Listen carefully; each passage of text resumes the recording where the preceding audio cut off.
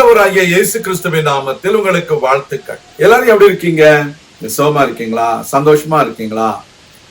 இந்த நாளிலும் ஆண்டவர் கொடுக்கிற ஆசீர்வாதமான வார்த்தை சங்கீதம் 55:22 கர்த்தர் மேல் உன் பாரத்தை வைத்து விடு, அவர் உன்னை ஆதரிப்பார், நீதிமானை ஒருபோதும் தள்ளாட ஒட்டார்.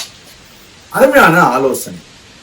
நம்முடைய வாழ்க்கையில் நம்முடைய பாரத்தை எங்கே இறக்கி வைக்கலாம் என்று நாம் கவலையோடு இருக்கலாம். குடும்ப பாரம், வேலையில் உள்ள பாரம், பிள்ளைகளை குறித்ததான பாரம், பெற்றோர்களை குறித்ததான பாரம், இவள் எல்லாவற்றிலும் ஒரு மனிதன் உழந்து கொண்டிருக்கிற பொழுது ஆண்டவர் அவனுக்கு ஒரு இளைப்பாறுதலான ஒரு வார்த்தையை கொடுக்கிறார். உன்னுடைய பாரத்தை நீர் என்மேல் வைத்து விடு என்று சொல்லி. There are people living in this world with different kinds of burdens. They do not know where they can unload their burdens. They have different burdens, means burdens about their children, burdens about their work, burdens about their family, burdens about their future. They have so many things to worry. They do not know how can they come out of these kinds of worries. The Lord says, cast your burdens upon me. Give me your burden. I will carry you and your burdens. That's what God says. Our Lord Jesus said, those who are weary and tired, please come unto me. I will give you rest.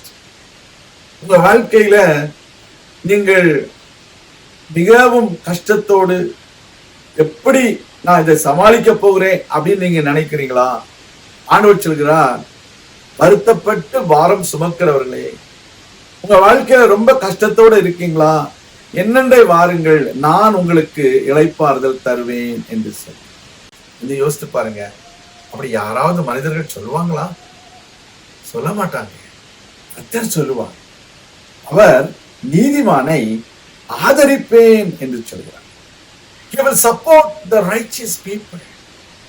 He will help the righteous to stand steady, and he will encourage the righteous people to live a righteous life.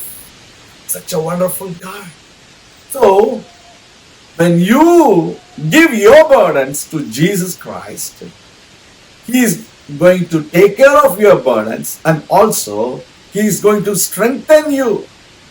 He is going to give you strength to stand on your own. அவர் உங்களை ஆதரிப்பார், உங்களை உற்சாகப்படுத்துவார், உங்களை பலப்படுத்துவார், உங்களை திடப்படுத்துவார். எல்லா சூழ்நிலையிலும் நீங்கள் சோர்ந்து போகாதபடிக்கு உங்களை காத்துக்கொள்ளுவார். அதுதான் நீதிமான்களுக்கு ஆண்டவர் கொடுக்கிற ஆசீர்வாதம். இன்றைக்கு உங்க வாழ்க்கையிலும் ஆண்டவர்களை ஆதரிப்பார். எப்பொழுது? உங்களுடைய பாரங்களை அவரிடம் கொடுக்கும் பொழுது. நாம் ஜெபிக்கலாம். எங்கள் அன்பின் பரலோக பிதாவே, உடைய குமாரனாகிய இயேசு கிறிஸ்துவின் நாமத்திலே எங்களுடைய பாரங்களை உண்மையில் நாங்கள் வைத்து விடுகிறோம். நீரே எங்களுடைய பாரங்களை ஏற்றுக்கொள்ளும், எங்களை ஆதரித்தருளும், எங்களை உற்சாகப்படுத்தும், எங்களோடு கூட இருந்து எங்களை பலப்படுத்தும். அப்பா, ஆழ்த்தியுடைய கரங்களில் ஒப்புக் கொடுக்கிறோம். உடைய பிள்ளைகளுடைய கண்ணீரை துடைத்தருளும், வியாதியை அகற்று போடும், கடன் பிரச்சனைகளில் இருந்து அவர்களுக்கு ஒரு பெரிய விடுதலையை கட்டளையிடும். முன்னேற முடியாதபடிக்கு வாழ்க்கையில துவண்டு போய் கிடக்கிற மக்களுக்கு முன்னேற்றத்திற்குரிய வழிகளை திறந்து கொடுத்தருளும். இந்த நாளிலே ஒரு அற்புதத்தை செய்தருளும். உடைய பிள்ளைகளை ஆசீர்வதித்தருளும். இயேசு கிறிஸ்துவின் நாமத்தில் ஜெபிக்கிறோம் நீங்கள் நல்ல பிதாவே, ஆமேன். கர்த்தர் தாமே உங்களை ஆசீர்வதிப்பாராக. ஆமேன்.